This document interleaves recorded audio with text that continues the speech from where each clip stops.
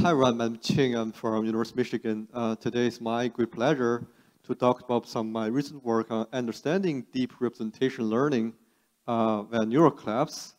And this is based on some inspiring work that Weijie has talked about. And my result will be complementary, and we get lots of inspirations from his work as well. So this talk is about representation learning. So we know that deep network is basically a feature extractor of the input data, right? So we want to know is that what kind of representations the theoretical deep network are learning, and our wishful design is that deep neural network are learning rich and diverse representations or highly semantic representations from our data across the layers. And for example, for lower layers, we wish that the deep network can learn some basic elements like dictionary learning, the texture and edges, and at higher layers or the top layers, we want to learn the diverse and the rich representations of our data. But reality is it true in training practical deep neural networks? So there's some of the work that Weijie has talked about, and about this neural collapse is that in reality, actually, the top layer of the neural network actually is fitting the labels, right? They're having this kind of neural collapse, collapsing the features to the labels. So let me recap a little bit about this neural collapse phenomenon that Weijie also talked about this morning. Let's give this example of this multi-class classification problem, right? So say if you have a bunch of training data points where X is the input, Y is the labels. And for a multi-class classification, say if you have several classes, and what the neural network is doing is that they are fitting the input data to the labels. And for multi-class classification, right, we have this kind of one-hot labels, right? So for example, the first label is for class 1, then the first entry is equal to 1, and all the other entries is equal to 0. This is a one-hot label for the first class, and so on and so forth. And so the neural collapse phenomenon, as Weijie has described, is some phenomenon happening in terms of last layer representations and features.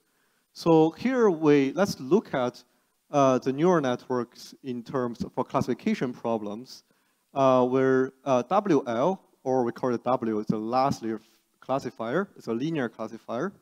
And we denote H as the output feature, the last layer feature of the input data X. And if you look at in terms of W and H, then there are some nice geometric structures and happening there. It's called neural collapse. So this is something that has been empirically discovered by Dave Donahoe and his student.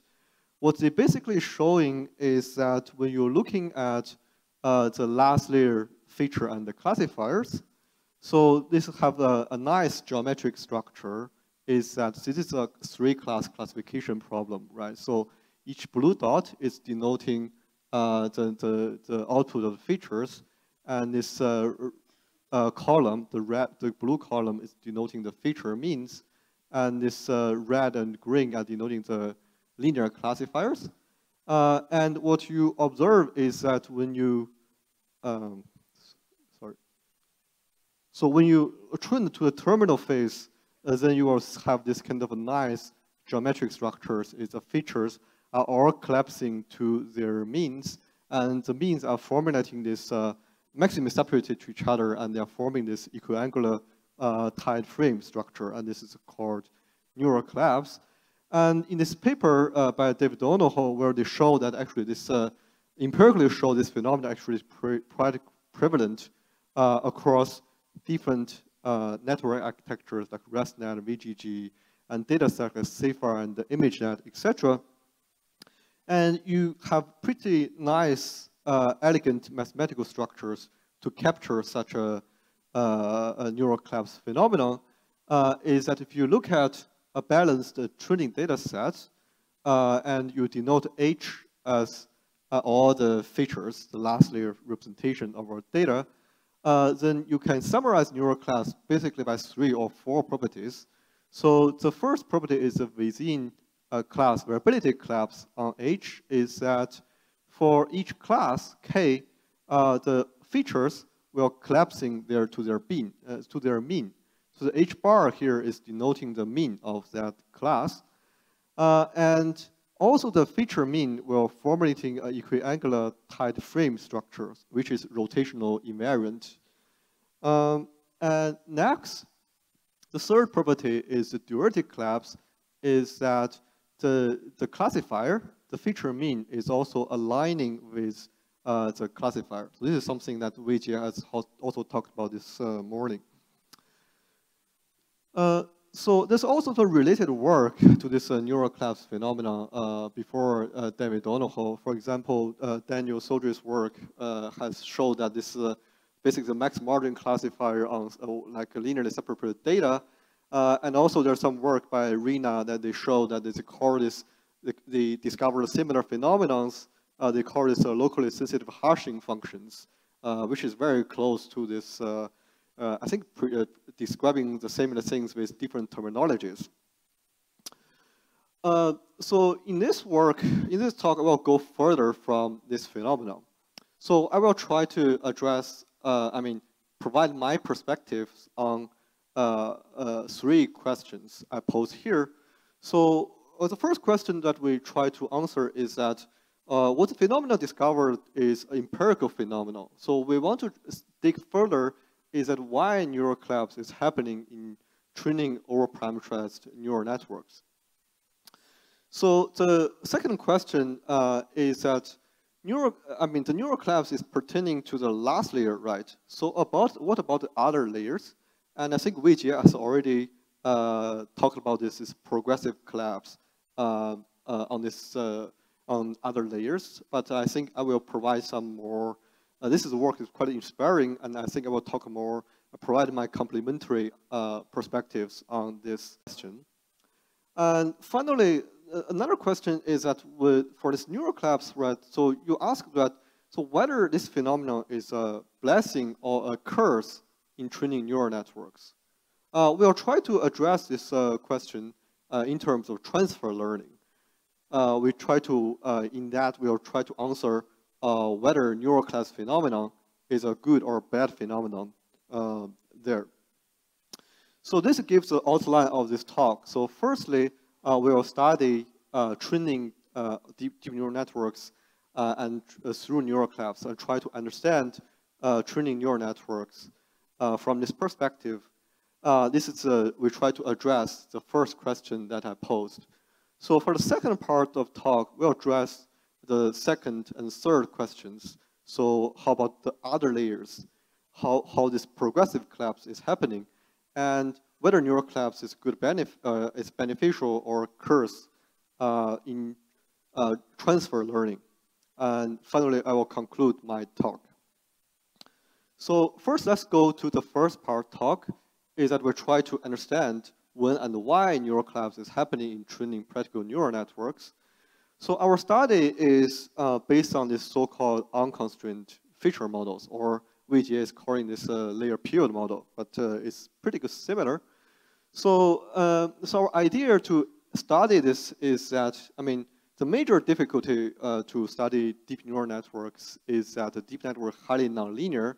So the non-convexity of the training loss, one is coming from the nonlinear interactions between layers, also the nonlinear activation functions, or the ReLU, etc.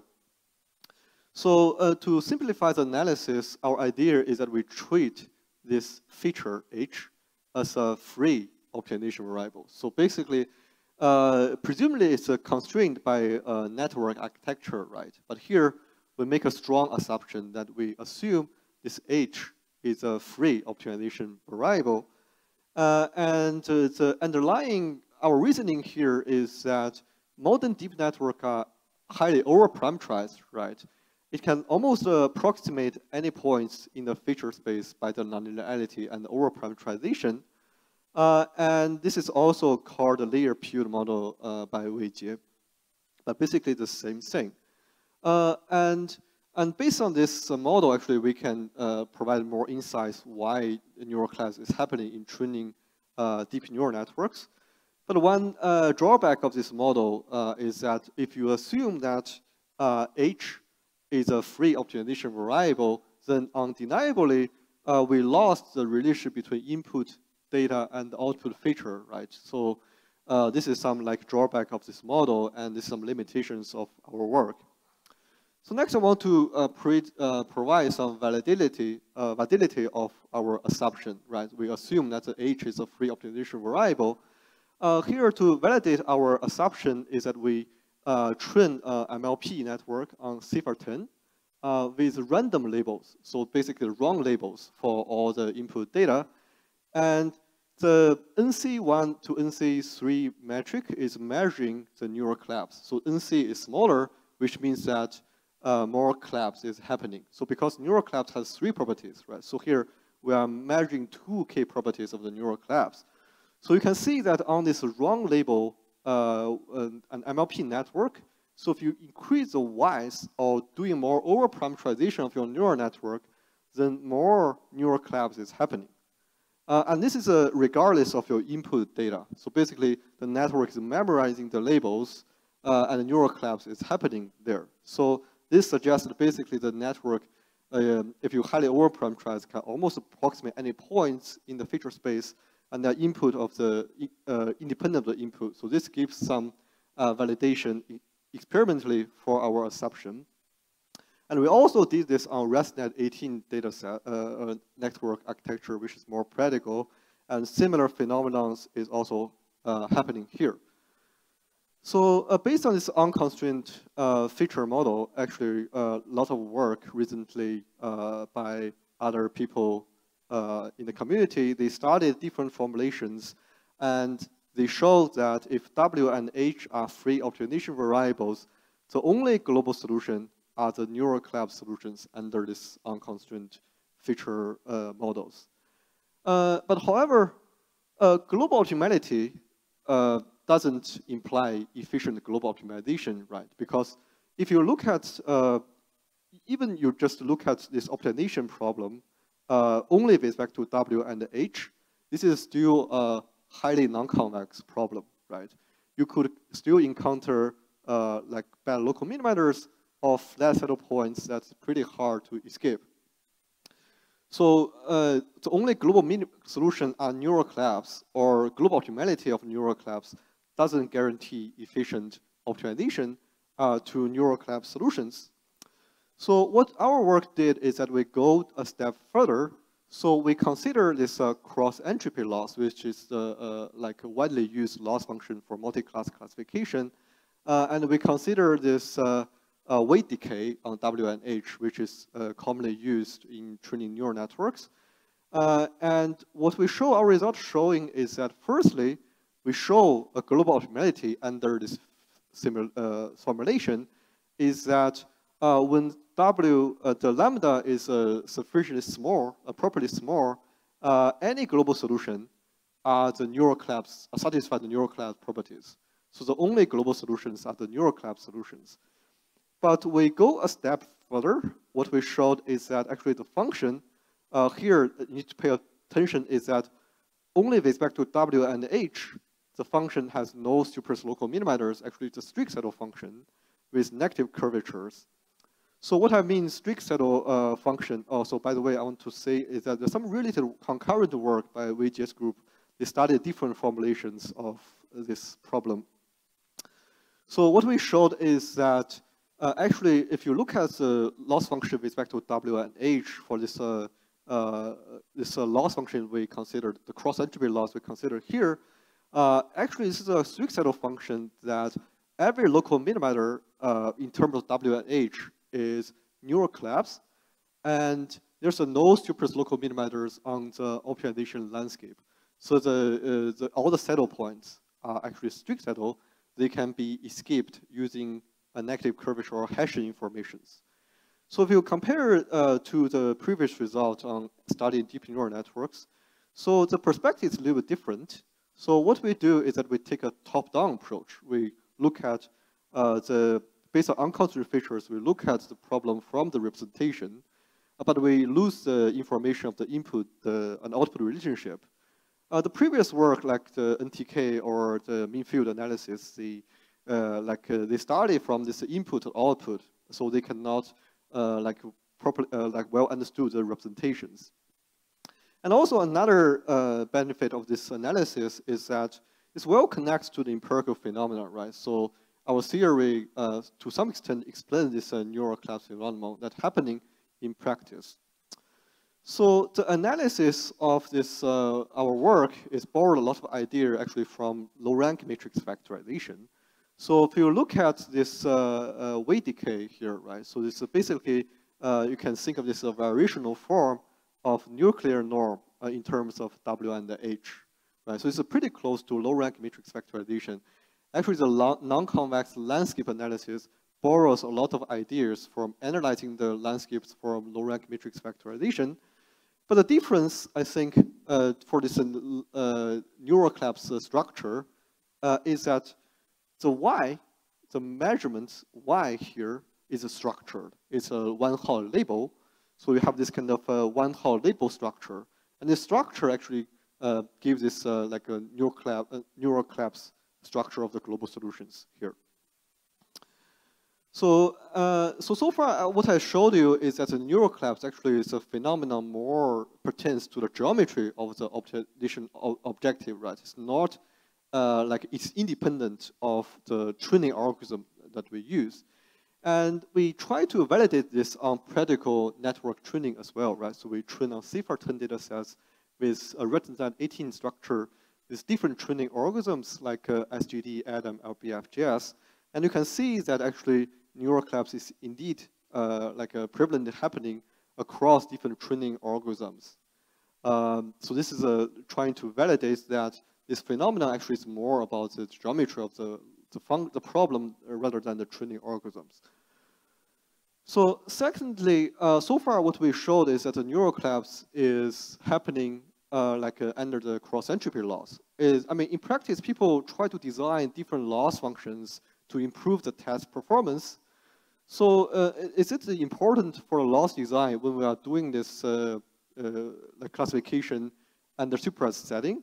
So in the next, I want to show the prevalence of a neural collapse across different formulations and losses. And actually, the message is that the loss design is actually not that important. And so in practice, people define introduce different loss design like focal loss, label smoothing, right? So and also the mean square error loss.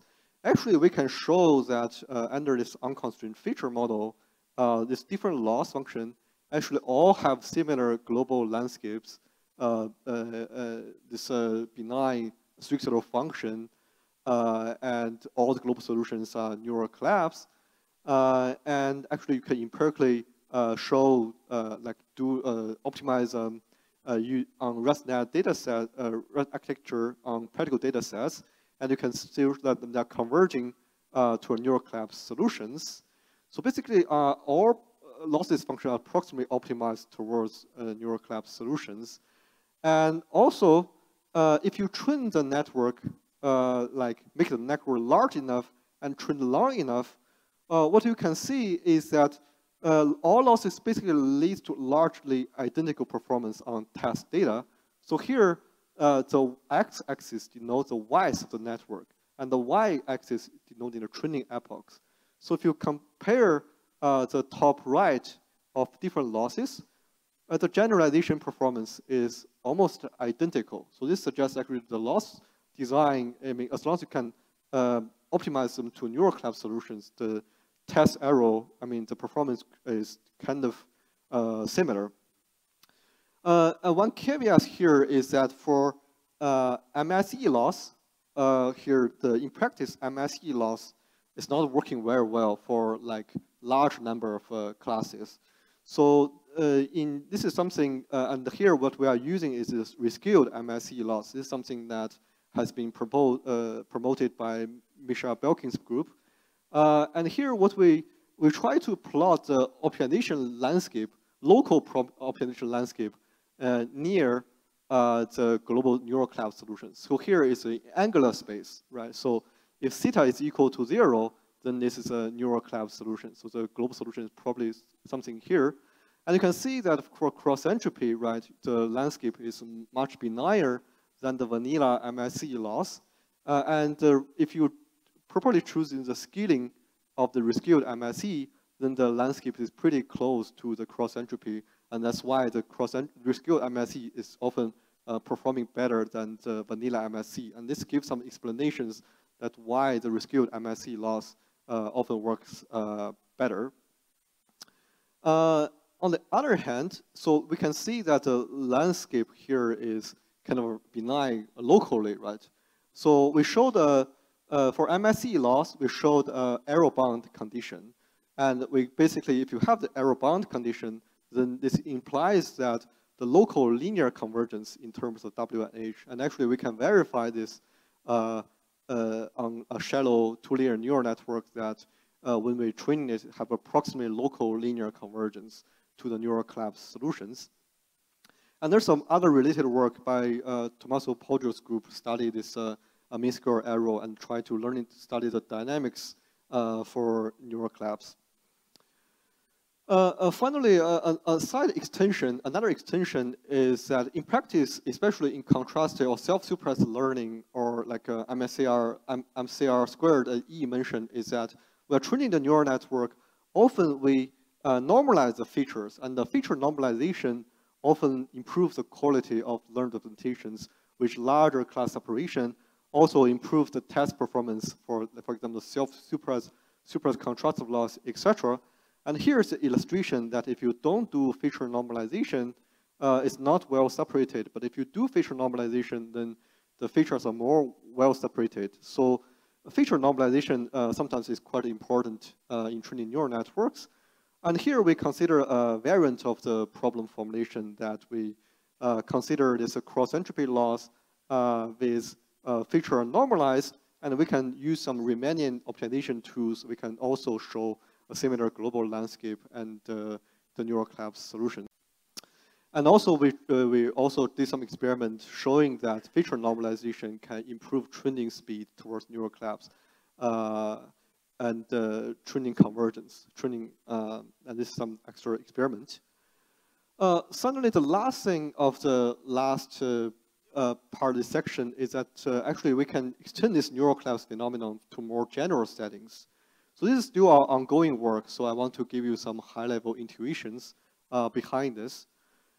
So far we have focused on multi-class classification, right? So each input has one label, one exact class. So for example, for this climate classification, right? So cloudy, sunny, and night, right? So we can assign one hot label to each instance. But in practice, there could be like one input can have multiple labels, right? This is a multi-label classification problem. And does neural collapse also happening in this setting? Well, so we here we show some interesting things. Is that for single class classification, right? You just use this cross entropy, and for multi-class, right? So you have multiple. You can split the labels, like the multiplicity labels, into individual one-hot labels, and you can design this pick-all loss. And what you can show this is that actually for degree 1 labels, the one-hot labels, they are still forming ETF, simplex ETF architecture. But for a higher degree or multiplicity labels, they are forming, the representation are forming a convex combination of degree 1 representations. And this figure is showing the learning progress from early, middle to late phase of training based on unconstrained feature models. And also we did some experiment on synthetic multi-label MNIST data sets using simple MLP network architectures. And this is indeed happening in practical deep network training as well. So this concludes the first part of my talk, is that based on this unconstrained feature model, we can explain why neural collapse is happening. So for the second part of my talk, I want to go a little bit further, is that So far we focus on the last layer, right? So how about other layers? So how this neural collapse is happening across other layers? So the first thing I want to talk about is a progressive collapse across from shallow to deep layers. So as Weijie has already discussed, is that if we measure this NC1 metric, the within class covariance within class concentration divided by between class covariance. So actually, if you train on like a ResNet network, and you can see this progressive collapse from shallow to deep layers, where the x-axis denoting the number of layers, and the y-axis is a log of the NC1, and it's approximately linear decay. And there's a lot of there's a lot of like related work. I think the first one discovered a similar phenomenon is by Vardin, Pierpan, and about this GMLR paper back in 2020. And Mishak Belkin's group is also discussed some similar phenomenon based on 3 or 2 layer MLP network architectures. And recently, Weijie's group has precisely captured this linear decay for deep neural networks architectures. So the effects of depth, as we showed, is that it's creating progressive separation on the concentration from shallow to deep layers. Here, the question is how can we, by the way, so actually what we showed further is that actually this progressive collapse is not only pertain to cross-entropy loss. If you look at all other losses, like cross-entropy, mean square error, and supra-contrastive loss, for different data sets and different network architectures is happening. But here what we are plotting for ResNet is not the blocks, it's the layers. So it's slightly different from what we just showed. So the question is that how can we understand such a progressive collapse phenomenon? So here we made a lot of a simplification or try to provide some insights of why this is happening. So here this NC1 metric is pretty hard to study. So what we do is that we ignore this like a between class separation, and we just focus on this within class concentration, how this the features of the layer is concentrating to the mean of that class. And where this Z is basically the feature of the L layer, and this Z bar is the mean of the layer. And what we find quite interesting is that if you look at this multi-layer, this nonlinear deep neural network, you have this linear decay of this DL. This where x-axis denoting the number of layers, and the y-axis denoting this DL metric. And here, surprisingly, what we find is that even for a deep linear network, so this is exactly linear decay for a deep linear network based on this metric. But for a nonlinear network, it's not that linear decay. So, and this is still our ongoing work. So our proof and analysis is not exactly formal here. So what we showed based on this linear deep neural network is that we consider minimizing this like a vanilla MSC loss via gradient descent with a learning rate tau. And suppose the network architecture where we have all the layers, the features, and the cross layers are the same and they're larger than the number of samples. And suppose we are using small orthogonal initializations, that the initialization of the weights of all layers are orthogonal, and the epsilon is pretty small, so that the weights across layers are balanced. And suppose that the gradient descent with small tau is converging to the global solutions, then what we can show is that this linear decay is approximately holding, and this decay ratio is actually depending on the size of your initialization. So what we show is a linear layer-wise decay, where the decay ratio is depending on the scale of initialization epsilon. But you can imagine there's a trade-off, right? So if we're using very small epsilon, which means that your initialization is pretty close to a flat minimizer, and the convergence to the global solution could be very slow. So the optimization could be very, very slow. but the decay across layers could be very fast. So there's some trade-offs there. So the idea of analysis borrows some like recent analysis by Sajeev Arora and the implicit regularization learning dynamics. We are still working on, this is a still ongoing work that we are still working on some technicalities here. Finally, I want to comment is that the orthogonal initialization is not that important. So this is only for simplicity or analysis. In practice, actually, linear decay can be achieved in many other small initializations. So finally, what I want to discuss is that so far we have observed this neural collapse and also this progressive collapse across layers. So the final question is that how can this be useful in practice, right? So how can we like guide our design of neural network architectures, or how can we like have whether this phenomenon is a blessing or curse in training deep neural networks? So we try to probe this question in terms of transfer learning. So nowadays, transfer learning has becoming a predominant approach in many vision and NLP tasks, right? So, and the major reason is because, I mean, for a lot of the downstream tasks, the label data are very scarce. And so to deal with that, we often train on some like large data set like ImageNet, right? So we train a large model with some clean available data labels on, like say, ImageNet, and then once the model is pre-trained, then we either like frozen the pre-trained model and tune the classifiers, or we fine-tune the model on limited labels on downstream data.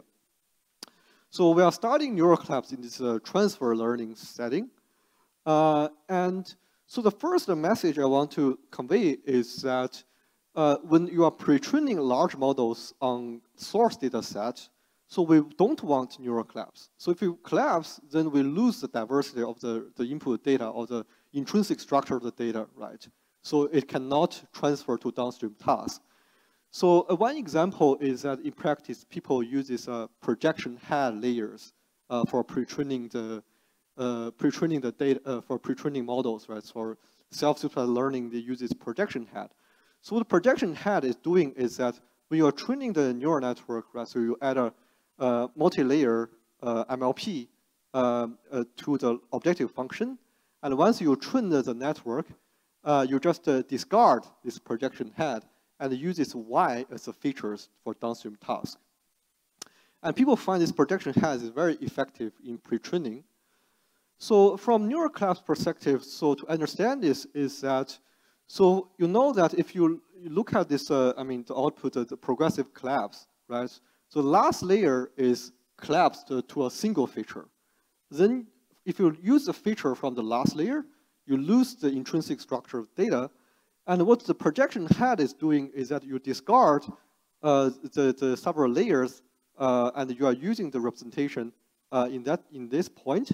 So which means that the feature, you are more diverse, right? So you keep some intrinsic structures of data, like preventing neural collapse. And actually, we did some experiment to verify this message, is that we pre-trained a ResNet 15 model with different number of projection head layers on CIFAR 100, and we transfer to CIFAR 10 data sets.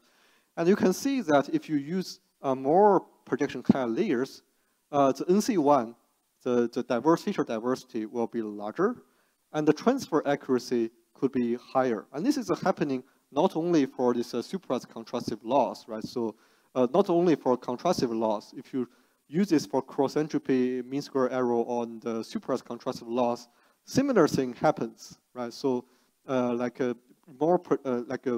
have some saturation behavior. If you use three layers, often it leads to the best performance. So the second message the first message I conveyed here is that collapse for pre-training model is not good.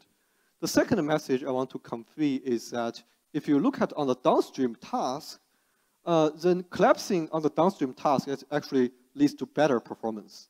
So here, what we showed here is that we pre-train models and we evaluate on downstream task.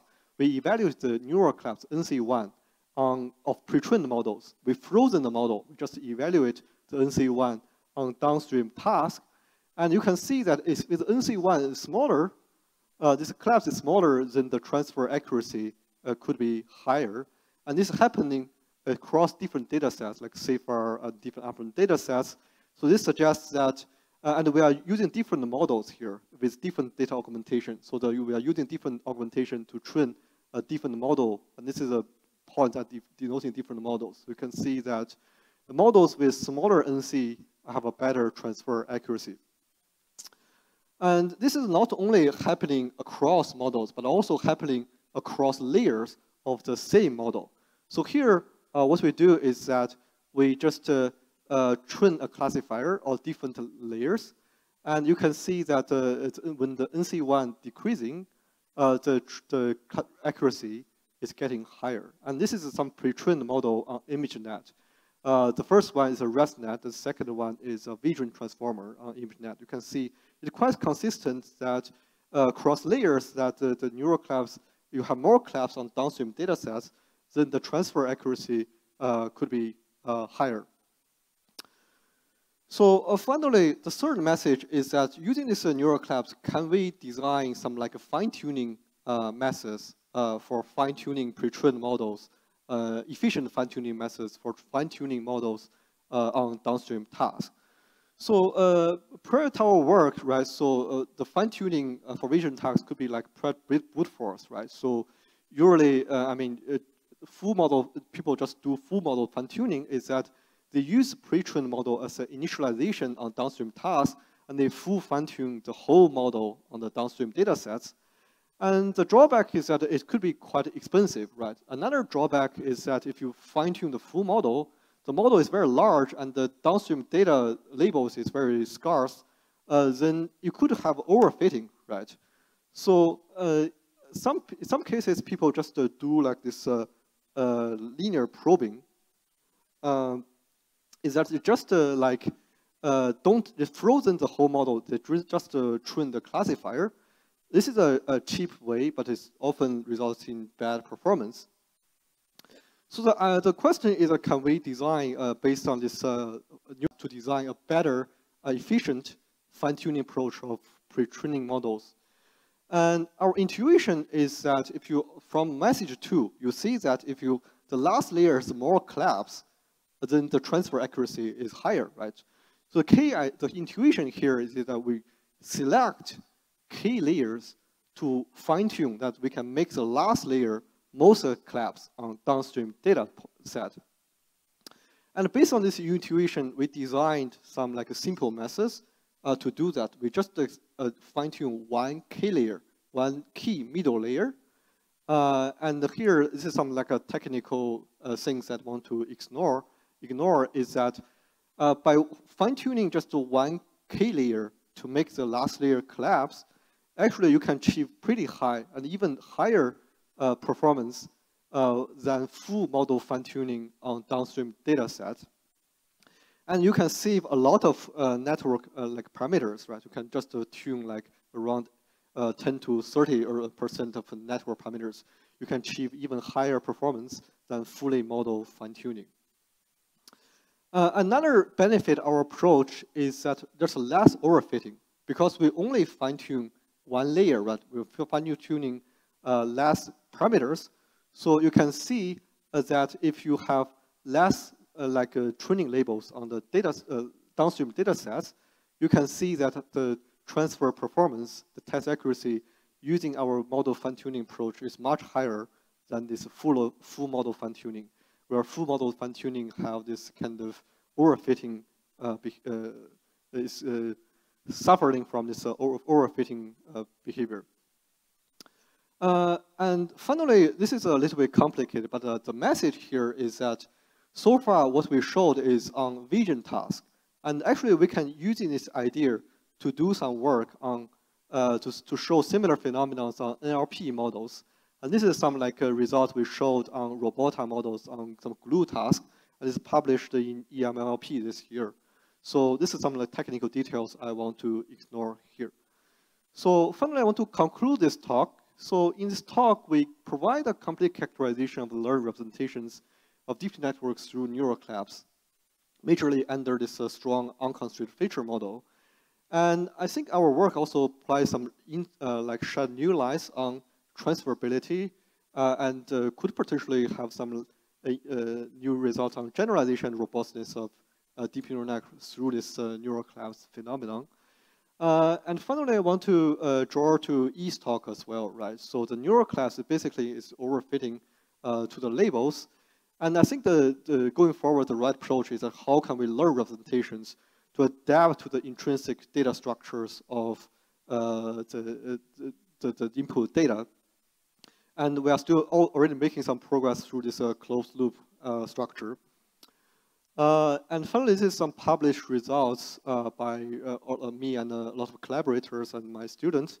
And this is some ongoing work that's forthcoming in 1 or 2 months. And finally, I want to thank a lot of wonderful collaborators that make this work happen. And thank you all for attendance.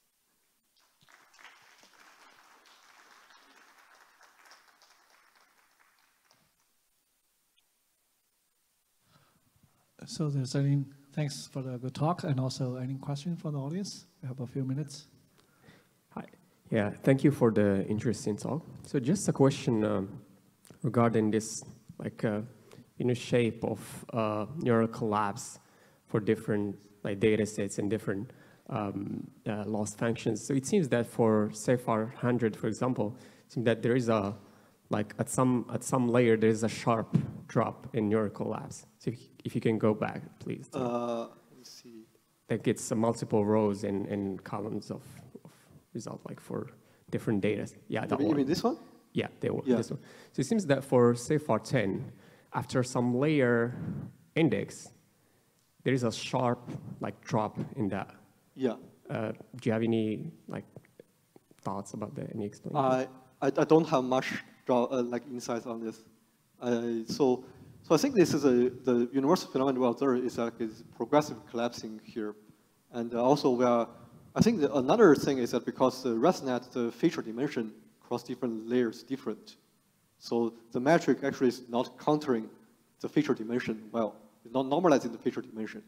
That's why they have this sharp here. I think if you feature dimension is normalized, then this phenomenon doesn't happen. So if you look at the vision transformer, actually it doesn't have this phenomenon. It's kind of more linear. Okay, thanks. Yeah. Some more student question? Yeah, there's one more question. I know, yeah. Hi, thanks for the interesting talk.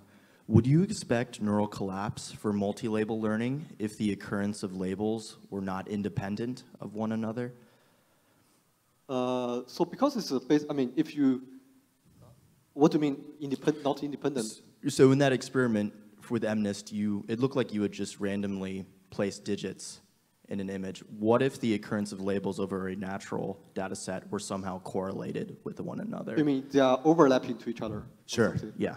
But I think the neural class basically, it's depending on the one-hot label or this multiplicity label, right? So if the label is just in this structure, right? In this structure, it should be happening. I mean, it's because if you consider unconstrained feature model, it doesn't depend on the input data, right? So I think this representation structure should still hold here. Sure. Yep. Thank you.